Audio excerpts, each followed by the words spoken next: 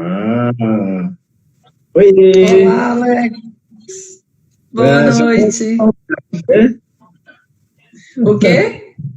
Já estava com saudades, né? É verdade. Quanto tempo. Legal, bacana. Muito frio aí?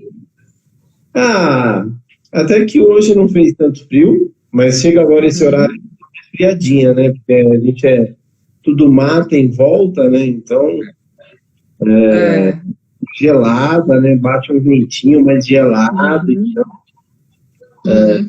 Aqui deu uma esfriada também. Acho que aqui chegou hoje o máximo chegou acho que a 18, mas agora já deve estar uns 13.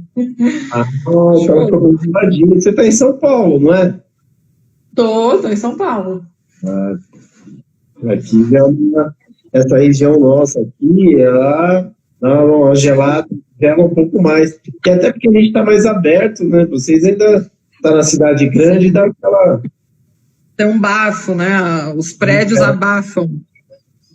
Dá uma abafada. Agora aqui já complica. Não tem como abafar. Aí não tem como. Até preferia, viu? Tá mais assim, no meio do mato. É gostoso. É gostoso. A gente acostuma, é bem gostoso, assim. É aquilo que eu falo. E aí não tem nem vontade de ir para São Paulo, não. Hoje é muito difícil ir. É mesmo assim. Mas você é de São Roque mesmo, Alex? Aqui sim, a clínica é em São Roque, né? E eu moro bem próximo, eu moro aqui já na cidade que é muito divisa, assim, que é Vargem Grande, né? Paulista. Ainda é considerada São Paulo, né? Já São Roque não, São Roque é considerado interior. Então eu estou bem na divisa. Então é próximo, a clínica dá ali seus 6, 7 quilômetros. Então é bem pertinho. Mas também Vargem Grande, mesmo sendo uma cidade de São Paulo, também já é pequenininha, né? Já está no meio do mato, está no meio dos caquinhos, então fica tudo mais fácil. Sim. Não é, né? Oi? É que eu apertei um lugar aqui que não devia.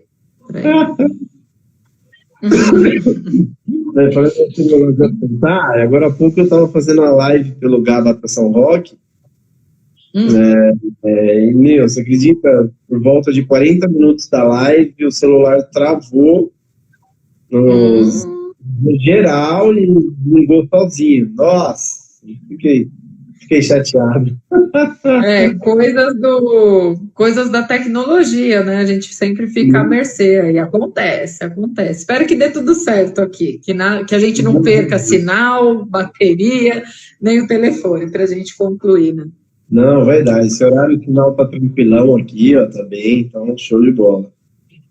Bom, Gabata, o pessoal já conhece, eu sou o Alex, né? Venho apresentando as lives e tentando levar a informação aí de maneira mais leve, de maneira mais sutil para todas as pessoas, né? Sobre como lidar com situações difíceis aí e principalmente quando envolve aí substâncias tóxicas, né? Então a gente tenta transmitir isso para as pessoas. E hoje a gente está aí com a Vanessa Tola, uma psicóloga muito bacana, profissional de primeira linha, e que ela vai se apresentar para vocês, né? E aí a gente vai falar do tema de prevenção aos nossos jovens, né? Como lidar, como falar melhor com eles, como se conectar a eles, para a gente, de maneira sutil, nós pais, parente, família, conseguirmos passar essa mensagem e evitar danos aí, né?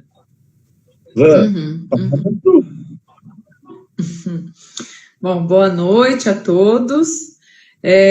Sempre uma satisfação receber o seu convite, Alex. É sempre muito bom aí a gente somar as nossas forças para poder levar essa informação para mais pessoas, né? Então, agradeço mais uma vez esse convite. Para quem ainda não me conhece, sou psicóloga, sou especialista em psicologia clínica e dependência química e já atuo no campo da dependência química há 11 anos, né? Então, tenho uma trajetória já dentro desse trabalho com dependência. E acho até achei bastante importante o tema, né, Alex, porque Os profissionais de saúde, assim, de modo geral, quando se fala de dependência química, o foco acaba sendo muito no tratamento, depois que o problema já está instalado, depois que a coisa já aconteceu. Então, a gente sempre fala, né, melhor prevenir do que remediar. Né? Então, quer dizer, a gente poder falar de prevenção de jovens, né, principalmente focando nesse público que é o público mais vulnerável em vários sentidos, né, que a gente vai poder conversar aqui, é muito importante, né, porque depois que o problema estiver instalado, vai ser muito mais difícil reverter algumas situações. Não que não tem como, não que não tem tratamento, não que não tem qualidade de vida, mesmo após uma pessoa desenvolver dependência, não é isso que eu estou dizendo. Mas, assim, se eu puder evitar, né, prevenir que a coisa aconteça, bem melhor, porque o desgaste envolvido com um tratamento de dependência química é muito grande, tanto para o usuário, né, para o próprio dependente químico, como para a família, para tudo que está em torno do DQ, né? DQ é o jeito aí, para quem não sabe, que a gente chama carinhosamente os nossos pacientes com uma dependência química. Então, é sempre melhor prevenir do que remediar, né? Então, é super importante a gente poder focar abordando esses aspectos, né, mais preventivos, de como que a gente pode falar com os jovens, como que a gente consegue abordá-los, né, e ter um trabalho com eles que possa ser protetor para eles, né. Então, achei o tema bem interessante, Alex. Como entrar, né, na mente, né? Porque, na verdade, essa prevenção, né, o que a gente divulga aqui e fala, né, cada vez a geração está diferente, ela está uma geração mais rápida, tudo está acontecendo muita velocidade, né, a chegada da tecnologia. Então, por exemplo, no caso de bebida alcoólica, né, já tem aí matérias que crianças já com seus 9, 10, o número de crianças com 9, 10, 11 anos já tendo com álcool cresce muito, né, tem crescido bastante. Então, não dá para esperar para bater um papo, esperar para chegar próximo lá com 15 anos, né? Acho que tudo está tendo que ser antecipado, né? Do mesmo jeito que as coisas de consumo vai chegando para elas, também os pais precisam chegar mais cedo com essa conversa, né? Chegar aí, mas não tete a tete ali, né? Mais junto ali. Com certeza, você está falando... O que foi, Alex? Cortou, não te ouvi. Inclusive, né, você vê, a gente enfrenta a gente que eu falo, a sociedade, né, profissionais, por exemplo, da área da educação e em escolas, têm enfrentado muito problema com isso, sabe? Papai e mamãe, isso seja em escola pública ou em escola particular. Então, assim... Não dá para marcar bobeira, né? Não dá para esticar esse papo mais para frente. Enquanto antes quiser. É exatamente isso, porque é o que você falou, né? Os pais, né, precisam se antecipar, porque, por exemplo, a mídia e o próprio comércio, vamos dizer assim, né, o próprio sistema, eles não estão esperando o melhor momento para abordar os jovens sobre o uso de drogas, né, para oferecer, eu digo, né, abordar no sentido de oferecer, de introduzi-los nesse universo de consumo. Eles estão trabalhando, e se os pais esperam o melhor momento, esse melhor momento pode não chegar, né? Ou quando ele acha que é o melhor momento, já perdeu uma grande oportunidade de ter feito um trabalho junto aos filhos, né? Então, e de novo, né, quando a gente fala de... Olá, Aline, boa noite. Muito bem-vinda. E quando a gente fala de prevenção, né, a gente entende muitas vezes que a prevenção está muito focada na conversa com os jovens, né, de conversar com os jovens sobre dependência química, sobre uso de drogas, tal, e na verdade não é bem isso, né, é dentro de todo uma abordagem preventiva, obviamente que falar sobre drogas é um dos aspectos. Mas quando a gente está falando de prevenção, principalmente nos jovens, especificamente nesse público, não é só a conversa, senta aqui, vamos falar sobre drogas, né? Mas sim, todo vamos dizer assim, um terreno que tem que ser preparado até muito antes desse jovem chegar na juventude, chegar na adolescência, né? Claro que eu não vou ficar aqui falando, né, Alex, desde da gravidez da mãe, porque se a gente for falar em prevenção, a gente está falando desde a gravidez da mãe. Como foi a gravidez dessa mulher, como é a relação desses pais, essa gravidez foi planejada ou não. Isso também é prevenção de uso de drogas, né? Se engana quem acha que prevenção de uso de drogas é falar de drogas, é abordar sobre drogas apenas. E, na verdade, não. É todo um terreno que tem que estar fértil desde o começo, fértil para ser preventivo, né? Fértil no sentido de ser positivo, de ser um ambiente saudável, né? E isso está relacionado às próprias relações dos pais, entre os pais, antes mesmo da gravidez. E como foi essa gravidez? E aí a gente vai vendo que é uma bola dentro de outra bola. Porque se a gente pensar, é também como foi a gravidez da mãe, a relação dos pais, né? Ou seja, os avós. Então, quer dizer, veja como é todo o que a gente chama aí de uma transgeracionalidade que pode, eventualmente, criar fatores de risco ou de proteção para o que a gente hoje observa como sendo o comportamento de abuso de álcool e drogas, né? Mas, de novo, não vou ficar falando desses primórdios da família, porque senão a gente ia precisar aqui de um dia inteiro e não só de 1 hora de live.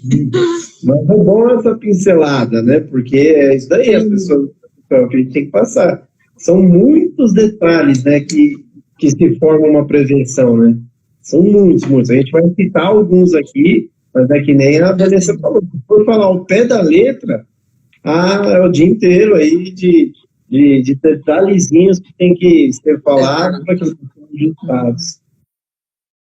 Também peças que formam.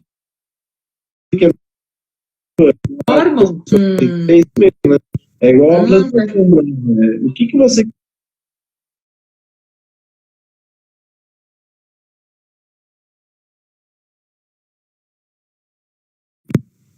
Ela vai ter que cuidar incessantemente, vai ter que estar estudando, vendo caminhos, procurando novidades, procurando informações para quê? Para ela proteger ao máximo aquela semente, o crescimento, o desenvolvimento, para ter uma colheita, né? Então é isso daí. Sim. Como que a gente está cuidando dessa plantação nossa que está vindo aí, que está crescendo? Exatamente. Em que solo que essa semente foi plantada, né? Vamos dizer assim, em que solo que essa semente foi plantada. Se é um solo que não está bem fértil, que não é um solo que está saudável, vai ser difícil a gente falar de prevenção dentro de uma família que já carrega toda uma dificuldade de gerações em gerações, né? Então, mas, obviamente, que quando aparece um problema, é sempre uma grande oportunidade de resolver questões que não são nem do indivíduo naquele momento, mas que essa família carrega de outras famílias. A Aline até está colocando assim, teria então que fazer uma constelação sistêmica. Olha, Aline, eu diria que é praticamente isso, porque assim, nós somos um texto dentro de um contexto, e mesmo o grupo familiar está dentro de um grupo familiar maior. Então, quer dizer, nós somos, na verdade, interconectados, né? Os seres humanos, de modo geral, eles são interconectados e faz parte de um sistema. E o sistema familiar, obviamente, ele tem um papel preponderante no desenvolvimento saudável ou não saudável do indivíduo, né? Então, por isso que um dos aspectos preventivos é a gente falar disso que seria aí os primórdios do nosso desenvolvimento, que é a própria gravidez da mãe, e como foi a gravidez da mãe, e como foi a gravidez da mãe, porque isso tudo vai ter repercussão. É tipo, é que nem uma sequência numérica, né, infinita, né, então a gente precisa, obviamente, entender todo o sistema. Mas vamos focar aqui, né, pensei, não adianta a gente falar disso, mas como você falou, né, Alex, é bom a gente dar umas pinceladas para a gente entender que não é que os problemas começam na adolescência. Muitos problemas que vão aparecer na adolescência têm suas raízes na infância daquele indivíduo, né, em como foi o desenvolvimento infantil dele. Né? Então, quanto melhor foi o desenvolvimento infantil, obviamente, melhor vai ser a fase da adolescência, que é uma fase crítica por si só, que todos nós que já passamos pela adolescência, e aí não é diferente para quem está nela nesse momento, tivemos que enfrentar desafios. Porque imagina, a gente está falando aí de adolescência, o período de 11 a 20 anos de idade, né? Que os estudos aí, como é que fala? Os profissionais que atuam no campo e tal, consideram aí a adolescência, então, esse período de 11 a 20 anos, né? Então, quando a gente está falando disso, né, nós estamos falando, então, de um indivíduo que até 11 anos, que por 11 anos, viveu dentro de um esquema e que, devido à sua entrada na puberdade, na aquisição ali de um desenvolvimento, de uma maturidade que o corpo vai proporcionando, então, quer dizer, tem uma série de questões hormonais que faz com que cresçam os pelos, se desenvolvam órgãos sexuais, tem toda ali uma questão de energia, de potência que começa a ser jorrada no corpo devido ao desenvolvimento da puberdade e tal. Então, é um momento que todos nós, né, que o adolescente descobre que aquele corpo que até então estava à mercê, vamos dizer assim, das vontades e dos desejos do pai e da mãe, vai fazer o que o pai e a mãe queria, ele começa a ganhar uma certa autonomia. Opa! Já sei meio que andar sozinho, já tenho condições de ensaiar alguns voos, tal. Então, é uma descoberta, né? A entrada num campo cheio de possibilidades e que gera, obviamente, medo, receio, um desejo intenso de viver coisas, né? Por quê? Porque é como se eu tivesse ficado presa por 11 anos e após o 11º ano recebesse liberdade, ou seja, quero experimentar o mundo. Exatamente, quero experimentar o mundo, e tenho um corpo agora para isso, né, tenho condições físicas, orgânicas para experimentar esse mundo que me espera, né, então é uma fase para o adolescente, e que todos nós passamos, de uma descoberta muito grande, então eles... É um período ali crítico nesse sentido. Então, quer dizer, tudo vai ser muito novo, tudo vai ser experimentado pela primeira vez, e automaticamente ele vai começar, assim, a dispor um pouco com a família. Por quê? Porque eu vivi 11 anos na barra da saia, agora deixa eu viver um pouco sozinho. Aí ele começa a confrontar algumas ideias. Então, quer dizer, é um período crítico no bom sentido, né? Porque quando a gente fala de crise, é na crise que estão as oportunidades também, né? Então, é uma fase do pai e da mãe, né? Exatamente. Já não do pai e da mãe, vai sair, já quer ficar mais afastado. Nossa. Afastado, exatamente. E o que é saudável? É preciso, porque a adolescência é o ensaio para a vida adulta. Então, eu preciso realmente experimentar minhas potencialidades. Só que o grande problema da adolescência é que a gente quer experimentar as nossas potencialidades com um cérebro que ainda não está plenamente desenvolvido. É como se a gente quisesse colocar o carro na pista antes de acabar o carro por completo. Então, o motor ainda está precisando de alguns ajustes, a roda ainda está... Então, quer dizer, é o momento que eu quero sair correndo, mas ainda não tenho potência para fazer isso. Mas é importante que eu tenha, né, como adolescente, apoio dos meus pais, um apoio positivo, que seja de orientação, porque ao mesmo tempo que eu preciso fazer essa experimentação da vida e das minhas potencialidades, como eu falei, a gente ainda não está totalmente acabada, né? É um carro que ainda está precisando de alguns ajustes. E é como se os pais fossem os mecânicos. Né, que nem quando o carro de Fórmula 1, depois de ter rodado algumas voltas, precisa parar ali, fazer um pit stop para fazer uns acertos em algumas peças, trocar pneu, sei lá, alguma coisa assim, para que ele possa voltar para a pista. Então, é como se os pais fossem esse orientador mesmo, né, essas figuras que vão dar para esse indivíduo condições, né, dele poder fazer as experimentações com a moderação que eles ainda não possuem, porque outro termo que a gente costuma falar e brincar do adolescente é que o adolescente ele é um carro que só tem acelerador, não tem breque. Então eles só querem acelerar. O que foi? É isso mesmo, só com acelerador e sem embreagem, sem freio, sem nada. Eles engatam a primeira ali e querem esticar a marcha até o fim.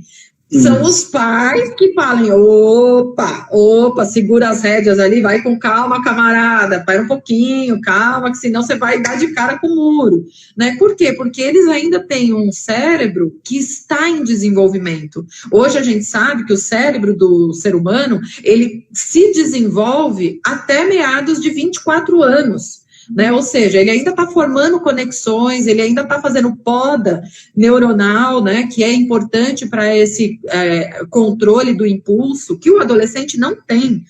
E não é porque ele foi mal criado, não tem, porque faz parte do desenvolvimento humano essa fase de conexão. É a hora que ele precisa se conectar e não frear a conexão. Só que, obviamente, isso tem prejuízos, né? Você soltar um carro na rua só com acelerador tem uma série de riscos. Por isso que os pais têm que estar super atentos para orientar esse voo, para orientar essa caminhada deles, né? Então, é uma época cheia de oportunidades, de riscos principalmente por causa disso, né, por eles não terem aí uma maturidade cerebral mesmo, para fazer escolhas com mais precisão, com mais crítica, mais racionais, pesando prós e contras, né, eles só veem o benefício, vai que vai, adolescente é assim e tem que ser. A caixinha de ferramenta ainda não está pronta, né, ela não está completa, né. Não então, tá. Ele tem uma ou duas ferramentas só. É verdade. Está completa a caixinha para eles poderem rodar aí tranquilamente. Exatamente. E parte desse comportamento... Pode falar. Eu ia falar, parte desse comportamento impulsivo e de risco que é característico do adolescente é exatamente por essa imaturidade neurobiológica, né? Então, não é só por uma questão emocional, tem também uma questão emocional importante, óbvio, mas o emocional, ele se desenvolve junto com o cognitivo, com o organismo, né? Não é que você tem um desenvolvimento emocional destacado do desenvolvimento neurobiológico, as duas coisas acontecem concomitantemente, né? Então, olha como é importante essa fase, porque ele tem que experimentar sim, ele tem que ser incentivado a alçar voos solos, mas ao mesmo tempo você tem que estar atento, porque senão ele se esborracha. E o se esborrachar aqui é ele colher frutos e prejuízos lá na fase adulta, né? Muitos dos problemas vão aparecer depois da adolescência. Eles vão dar problema durante a adolescência, só que é depois da adolescência que muitas coisas vão falar, olha lá, o negócio não deu certo. Então, os pais têm que estar super atentos nesse período que é crítico, mas que também é cheio de oportunidades, e os pais são os balizadores da oportunidade e dos riscos ali, né? Como se eles funcionassem, quase como que o ego auxiliar dos jovens, né? Aquilo que falta no jovem são os pais que têm que exercer. Espera só um minutinho. Tá. Esse detalhe que você falou da atenção ser tão intensa, né? Porque aí eu acho que é importante, aí é a grande importância da gente começar, a gente mostrar para eles os nossos erros, né? Saber dividir, lógico, de uma maneira correta, mas saber eles enxergar que a gente também, nós tivemos fracassos, e como a gente lidou com um determinado fracasso para passar, para superar. E tivemos alegrias. Como lidamos com essas alegrias para a gente não extrapolar, né? Então, você vê, então, as ferramentas que a gente vai instalando, para a hora que ele chegar nesse momento que você está falando, que ele, ganhei o mundo, ele vai viver, ele vai se encontrar com o fracasso e ele vai se encontrar com o sucesso, né? Então, exatamente. Ele vai precisar, o quê? Ter esse desenvolvimento, ele já tem o início, né? Entende o início, para quê? Aconteceu o fracasso, e aí ele saber se envolver com aquilo, e se aconteceu o sucesso, e saber lidar também com o sucesso, né? Exatamente isso. A gente vai ajudando, porque como nós já passamos por isso, e aí é que você vê a importância de olhar também como foi essa adolescência dos pais, né? Porque se eu também não conseguir desenvolver recursos para lidar com as dificuldades no meu período de adolescência, na hora que o meu filho vira adolescente, eu me deparo com aquelas dificuldades que em mim não estão bem resolvidas. E automaticamente não vou conseguir dar suporte, sustentação para eles, para que eles resolvam o problema deles, porque aquilo vai se chocar com o que não está resolvido dentro de mim. Então, veja como prevenção é uma discussão muito ampla, né? Então, quer dizer, você só vai poder dar ao outro aquilo que você tem. Se eu ainda não desenvolvi recursos para lidar com a minha raiva, na hora que o meu filho tiver um ataque de raiva, eu vou ter um ataque de raiva junto com ele, porque eu não vou saber lidar com essa emoção, porque eu ainda não aprendi, não desenvolvi recursos para isso. E isso é importante porque exatamente o início, a adolescência sendo uma fase de experimentações geral, né, da potência daquele organismo, da potência daquilo que eu posso fazer de uma forma mais autônoma, também é um momento de maior risco para a experimentação de álcool e drogas, né, por alguns motivos. Primeiro, assim, não tem como dar garantias para ninguém, mesmo que a família faça tudo certinho, que o filho não vai fazer uma experimentação de drogas. Por quê? Porque está aí, isso está disponível, aonde ele frequenta, as coisas estão presentes, então a experimentação nem sempre a gente consegue evitar, vamos dizer assim. Mas se ele tiver um background bem constituído, se ele tiver tido um bom desenvolvimento, se ele tiver toda uma questão que a gente vai abordar, que são os fatores de proteção, né, que seria a parte preventiva, as coisas estiverem bem instituídas, ele ter tido, né, uma raiz forte, essa experimentação não vai passar de uma experimentação. Por outro lado, tem um engano muito frequente por parte de pais e até de alguns educadores também, de que a experimentação de álcool e drogas, elas fazem parte desse processo natural do crescimento. E não é verdade. Não é verdade. Então, quer dizer, quando a gente fala que a experimentação pode não ser evitável, porque está ali, a gente não tem o controle de tudo, nós não estamos querendo dizer que faz parte do desenvolvimento humano, do adolescente, experimentar drogas, álcool, tabaco. E quando eu falo drogas, não estamos falando só de ilícitas, estamos falando de tabaco, de álcool, daquelas que são comercializadas legalmente. Né? E muitos pais e educadores acreditam que a experimentação de drogas faz parte desse desenvolvimento, tanto que até incentivam. Em festas de família, às vezes, eles mesmos oferecem aos seus filhos, experimenta aqui, é melhor ele beber aqui, enquanto sob as minhas vistas, do que ele beber em algum lugar. Não é verdade, não é melhor ele beber. Na verdade, o melhor é que ele adie qualquer experimentação para depois de 24 anos. Mas você vai falar, Vanessa, é utopia, né? Até porque tem né, como a gente já falou em outras lives, aí não tem uma margem segura, né? Então, às vezes, um pai deixa seu filho beber, pronto, viciou. Assim, como pode viciar, né? Então, às vezes, o próprio pai ou a mãe é o maior produtor dessa dor. Exatamente, Alex, porque é uma roleta russa, né? O uso de drogas, a gente fala que é uma roleta russa, a gente nunca sabe o que vai dar depois do primeiro copo. Pode ser que não dê em nada e pode ser que dê em tudo. Que você acabe abrindo uma porteira ali de prejuízos que nunca mais você vai conseguir fechar. Pode ser que não, pode ser que sim. Então, se a gente puder evitar, é a melhor coisa a se fazer, exatamente porque não temos o controle das consequências desse uso, né? Então, neste momento, fala. Não, eu ia perguntar para você, tem uma pergunta aqui, uma situação legal da Leila, mas tem jovem que usa de mecanismo de defesa, onde se mascara com as emoções, acho que é isso que ela quis dizer, né? Excelente, é exatamente isso, e eu ia entrar nisso exatamente agora, né, porque muito do que a gente fala dos jovens, o que é, né, quando a gente pensa assim, por que eles usam drogas, os jovens, pensando nos jovens, e não estamos falando de dependência química, né, porque daí já é outros 500, mas por que eles vão para uma experimentação? Por alguns motivos, né, um deles é pela própria curiosidade, então ele começa a ter acesso, ele começa a ver pessoas que usam, porque isso é disseminado, e não estou dizendo só um uso problemático, pessoas que usam dependentes químicos, eu estou falando de pessoas que usam socialmente, ele tem contato, ele vê propaganda de TV, né, de álcool, por exemplo. Então, quer dizer, ele começa a ter curiosidade sobre aquilo, lembrando que é a fase das curiosidades.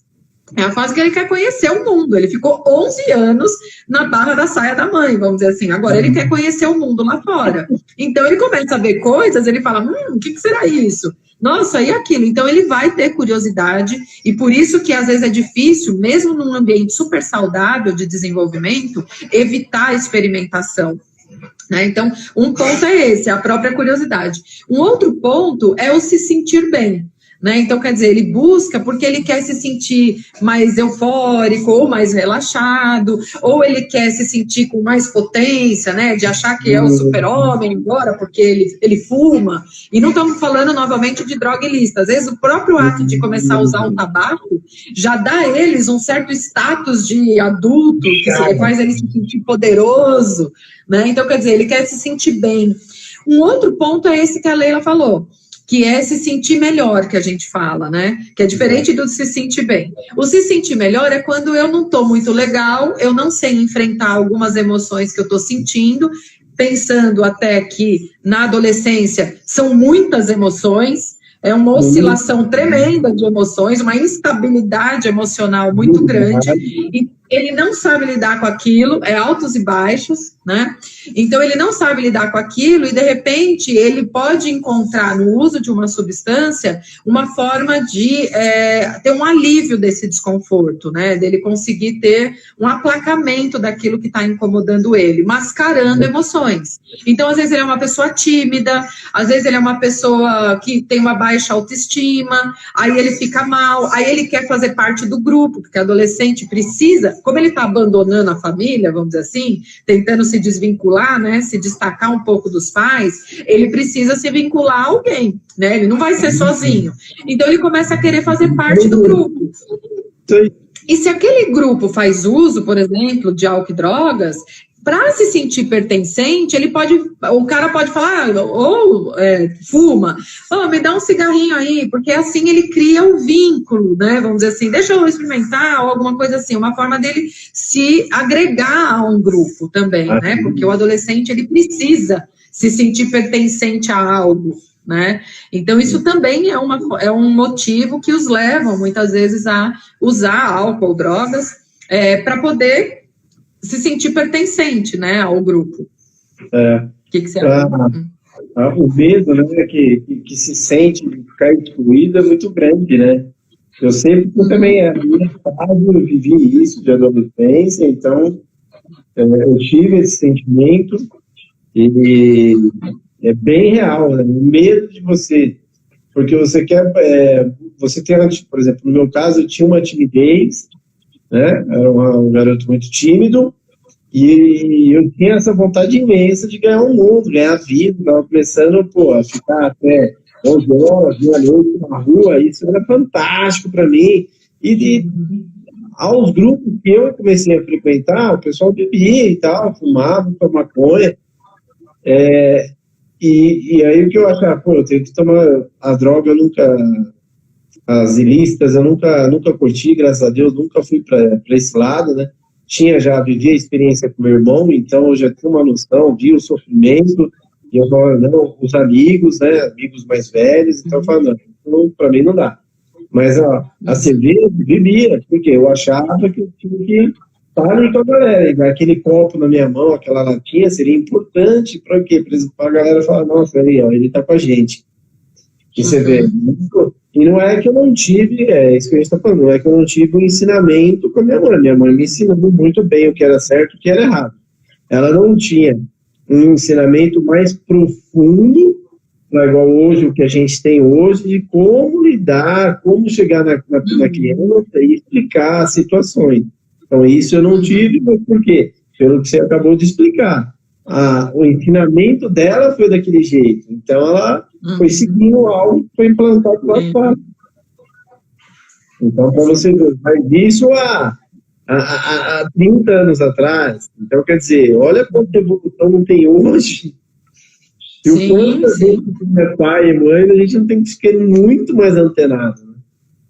Não, e é verdade isso, porque hoje em dia o trabalho dos pais também é triplicado, porque você tem um bombardeio, né, de informações que antes você não tinha, até por causa da própria internet. Então, o acesso à informação é muito rápido para eles. E eles são super curiosos, e eles nascem aprendendo a mexer nessas coisas, né?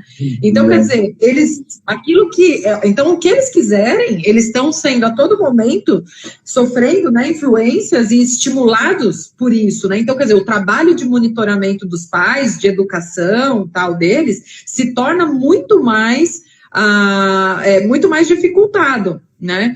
Então, pegando aí, até entrando nisso, né? Então, como que os pais podem agir, né, nesse momento da adolescência, que é preventivo, né? Quando a gente fala preventivo, é preventivo de problemas, porque quanto mais tempo eu adio, quanto mais condições eu dou para ele ter um desenvolvimento saudável, também mais seguro ele vai se sentindo, ele vai tendo um incremento da autoestima que vai dando a ele um suporte para, por exemplo, fazer escolhas que sejam mais saudáveis para ele. Inclusive, mesmo diante da necessidade de, como adolescente, precisar fazer parte de um grupo, ele avaliar que aquele grupo lá, de repente, não é o melhor para ele. Mas ele só vai conseguir fazer essa escolha se ele tiver um reforço da sua autoestima, ou seja, se ele estiver muito bem seguro dele ali, minimamente, na verdade, seguro dele, porque senão ele vai dizer assim, na cabeça dele, eu preciso pertencer, não importa qual grupo, mesmo que seja um grupo não muito bom, né? Mas se ele está mais seguro, porque tem todo um respaldo que foi dado a ele durante todo o seu desenvolvimento até a chegada na fase da adolescência, ele vai enfrentar esses desafios com menos dificuldade. Dificuldades sempre vão existir, sempre. Mas com mais, então você colocou no termo, com mais resiliência. Vamos dizer assim, ele vai ser mais resiliente frente a essas dificuldades. Então, por isso que a gente defende muito a parte das famílias, elas entenderem, acordarem e verem que elas precisam ser blindadas, né? Porque uma família blindada, o que é? Uma família que é unida, uma família que não tem vamos supor, o carro-chefe é o pai e a mãe, né? Que envolve marido, mulher e filhos, né? Então, isso é uma família. E quando você blinda, ela vira uma unidade. Não existe o meu, o seu, não, é tudo nosso. Então, a criança, na hora que ela começa a crescer, ela começa, desde lá do começo dos seus 2, 3 anos, começa a entender e ver essas atitudes de um casal sentar, de um casal ser um só, e passar isso para os filhos, é onde você está construindo o quê? Não vai deixar ter espaço para fraqueza, não vai deixar de terem espaço para dúvidas, né? Não vai ter espaço para eles se sentirem inseguros. Por quê? O pai e a mãe unidos e conectados, eles conseguem passar isso, né? Então, por exemplo, eles são um porto seguro, né? Eles funcionam como um porto seguro, no qual o adolescente sabe que pode voltar, que ele tem ali, né, apoio, ele tem suporte, ele tem um incentivo positivo e um acolhimento também, né? Porque esse é o papel, se a gente pensar sobre prevenção nessas bases de desenvolver mais resiliência, né, no adolescente, é exatamente isso, de poder acompanhar os filhos de uma forma que seja também, além de uma postura firme na educação, colocando regras, colocando disciplina, mas que seja afetiva, que promova um acolhimento, que promova o diálogo, uma participação nas decisões, porque outro dado importante do adolescente, e que ele é um fator de proteção, é que o adolescente, ele precisa estar num papel de protagonismo. né? Então, quer dizer, quando você convida, quando você permite que o adolescente opine sobre as coisas dentro da tua casa, que quando você vai tomar decisões, você o convoque para fazer, para dar a opinião dele, quando você precisa instituir uma regra, uma disciplina, que você permita que ele fale, que ele se exponha, que ele expresse a opinião dele, você está dando um protagonismo para ele dentro de casa. Então, ele não sente algo assim, já que eu não tenho dentro de casa, eu vou ser um protagonista lá fora, porque o protagonismo é do adolescente. Então, tanto dentro de casa, como incentivar ele em atividades externas, no qual ele possa exercer um protagonismo também, quando a gente fala isso, é de repente participar de um grupo de jovens, ser o líder lá dos meninos do grupo do futebol, vamos dizer assim, incentivar ele a participar em lugares onde ele possa se expressar, protagonismo aqui que a gente está chamando, não é ele ser o astro-rei, é ele poder se expressar, ter condições de expressar opiniões, de expressar pensamentos, que ele possa exercer aquilo. E se ele tem isso dentro de casa, ele também se sente seguro para exercer esse papel fora de casa, mas de uma forma saudável. Porque, por exemplo, tá? Só para fazer um paralelo drástico, um adolescente que se envolve com o tráfico de drogas, ele está exercendo o protagonismo dele. De uma forma ruim, maléfica, prejudicial, mas é aquele negócio, já que eu não consegui me introduzir no lado branco da força, eu vou exercer meu protagonismo no lado negro da força, vamos dizer assim, né?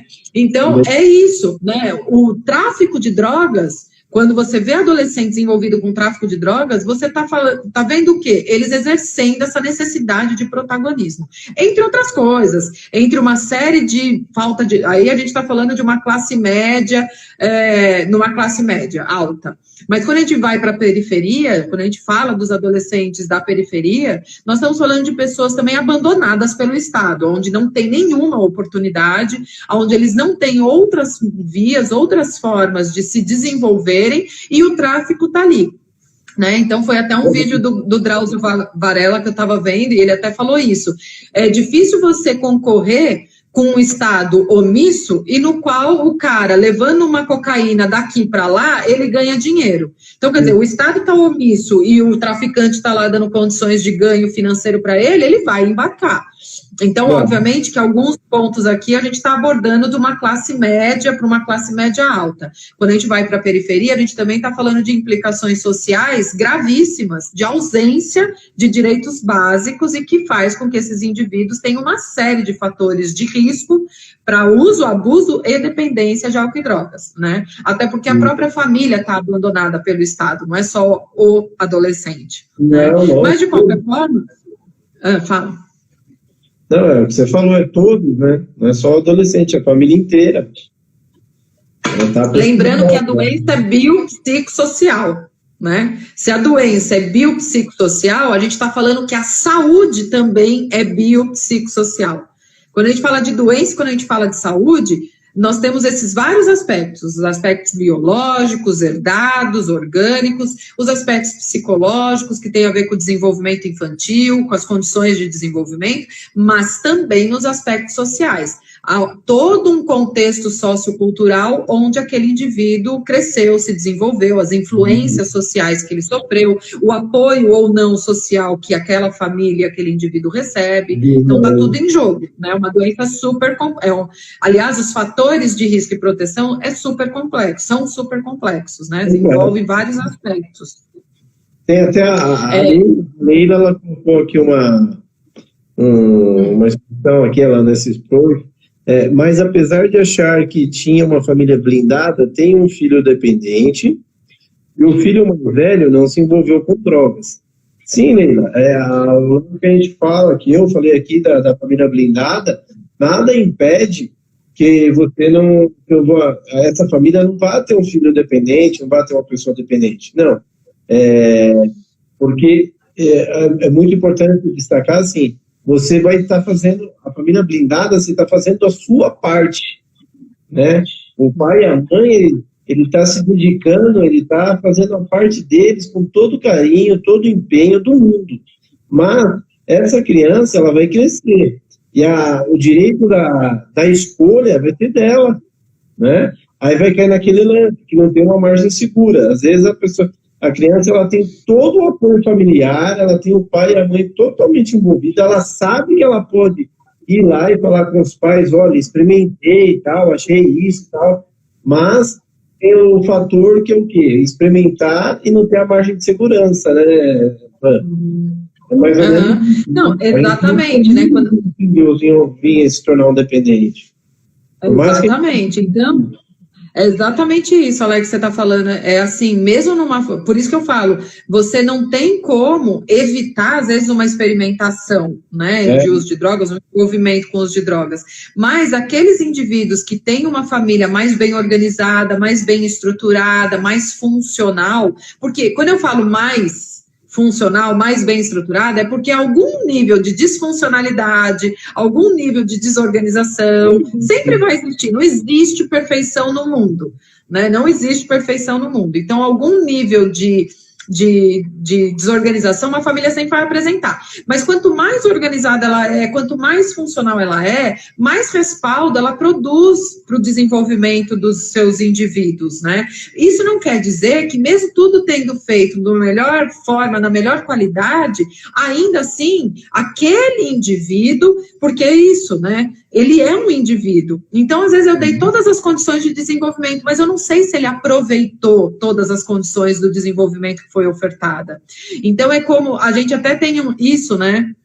Em relação, eu vou fazer só uma analogia, por exemplo, em relação a uma medicação. Às vezes, você põe lá uma medicação no organismo, sei lá, você põe 10 miligramas da vitamina D no organismo. Só que aquele organismo, por uma série de condições, vai aproveitar dessas 10 miligramas apenas 7. Mas você vai falar, mas eu injetei 10 miligramas de vitamina D, por que só aproveitou 7? Porque é característica daquele corpo.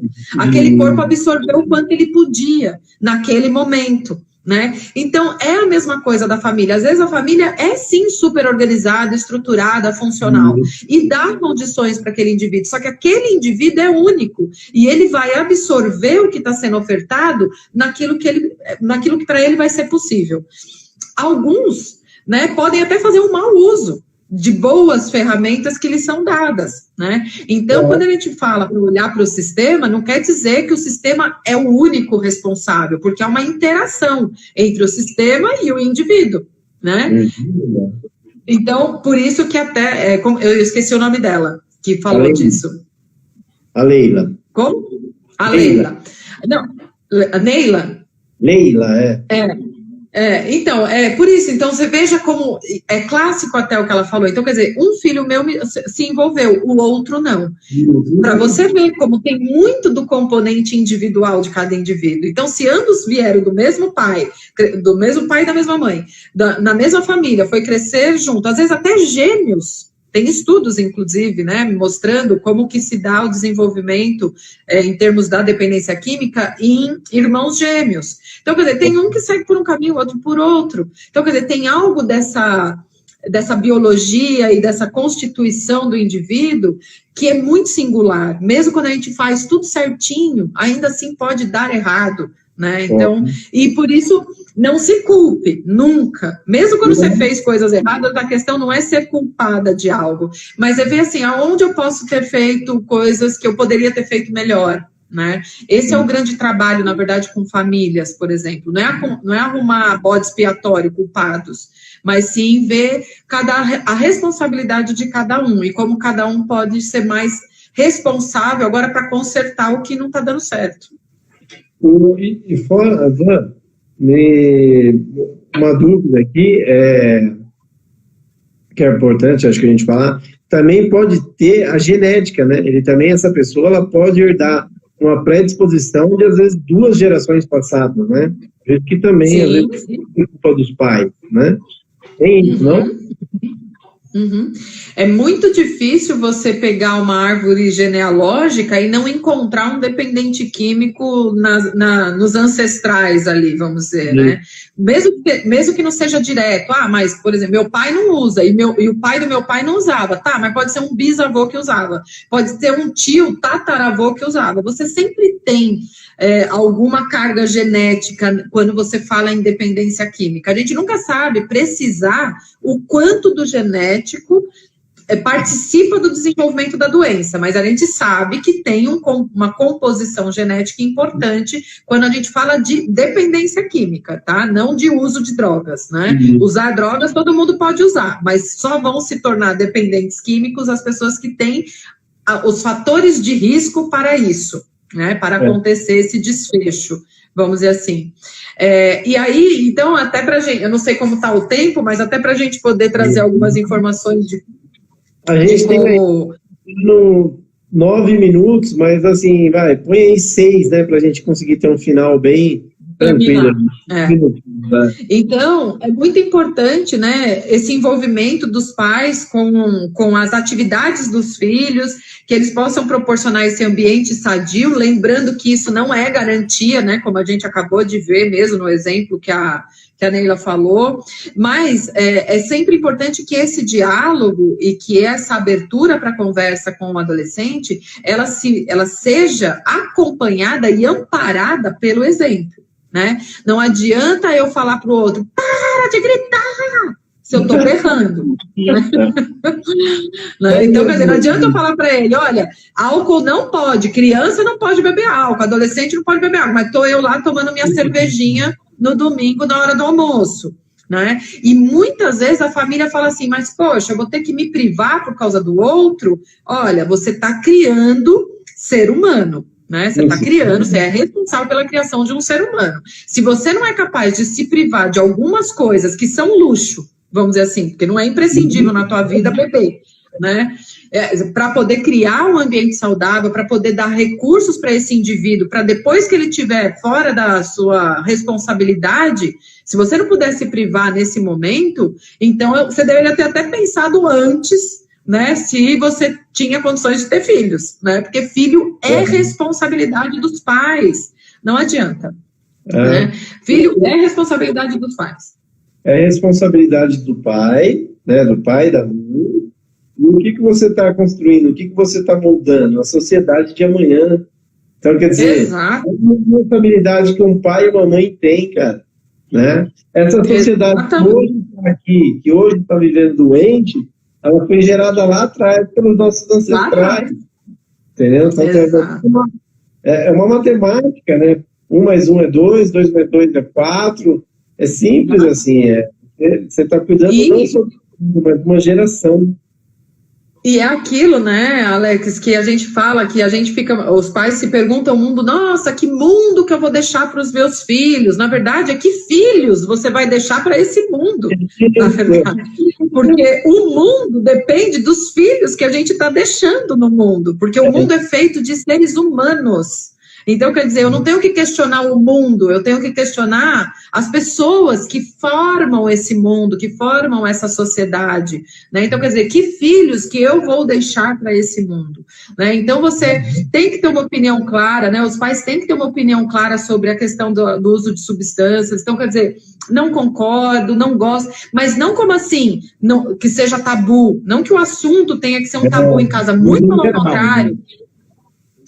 Mas também não é o momento de chegar e falar, senta aqui, filho, vamos falar de drogas. Não, o momento de falar de drogas com os filhos é quando o assunto surge, quando passa uma propaganda, por exemplo. Então, quer dizer, tá lá passando uma propaganda, é o momento que você pode pegar um gancho para conversar com ele sobre alguma coisa. Quando ele fez um comentário sobre algo relacionado às drogas. Então, os momentos, não é pegar o filho, tá passando, pai, tô indo lá na casa do fulano. Não, senta aqui, que eu quero conversar sobre maconha com você. Ele não vai te dar ouvidos, ele vai falar, pai, tá louco, né?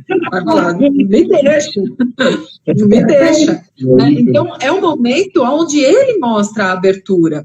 E ao você falar de forma natural, sem, como é que fala, preconceito, sem essa coisa estigmatizada ou com punição, porque se eu ver você fumando, você vai perder, vai fazer, sem isso, sem ameaças. Ele tem que se sentir à vontade para conversar com os pais, inclusive de temas tabus, como o uso de álcool e drogas, que ele pode querer fazer, ele pode estar curioso. Gente, é a época da curiosidade. Se o seu filho não está te perguntando, ele está bebendo de alguma fonte, porque curiosidade ele tem. Então, fica alerta, porque se ele não está perguntando para você, ele está perguntando para alguém. E talvez esse alguém não o esteja aconselhando direito. Então, é melhor você aconselhá-lo do que deixar que ele busque conselho com pessoas que você nem conhece, né? Nem sabe aonde. Site, uma série de coisas, né? Então, fala. Hoje a gente tem N canais, né, de informação, gratuidade, né? Você consegue muita informação, tudo gratuito. Sim. Agora, não tem. Sim. Passa rápido demais, né? A conversa passa rápido, né? Nossa, tranquilo. Parece 10 minutos que a gente começou.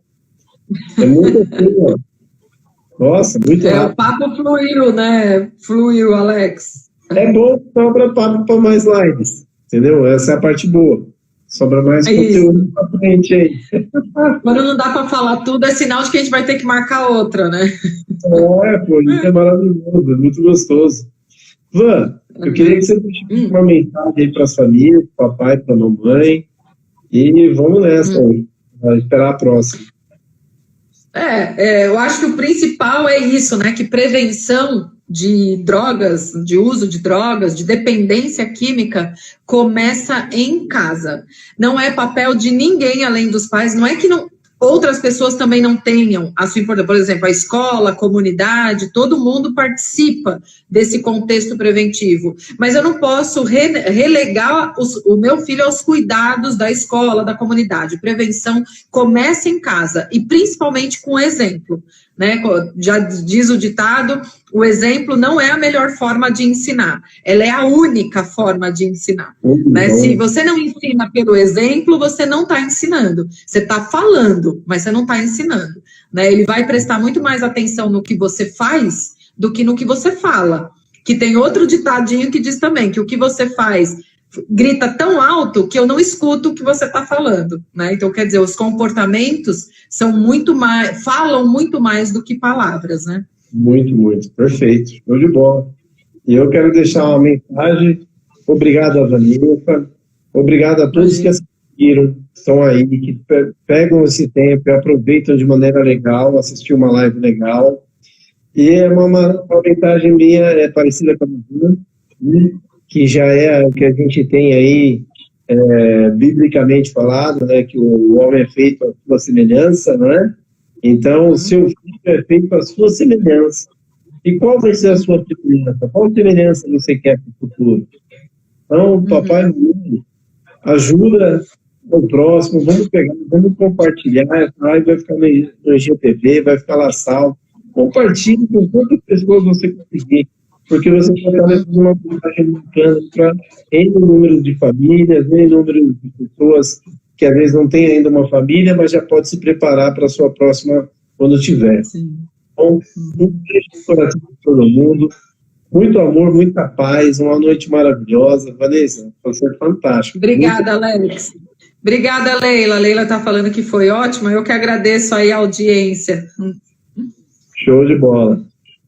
Beijo, galera. Beijo. Beijo, Van.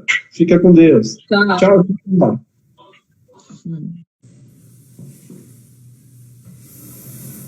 Olá, pessoal. Boa noite. Tudo bem?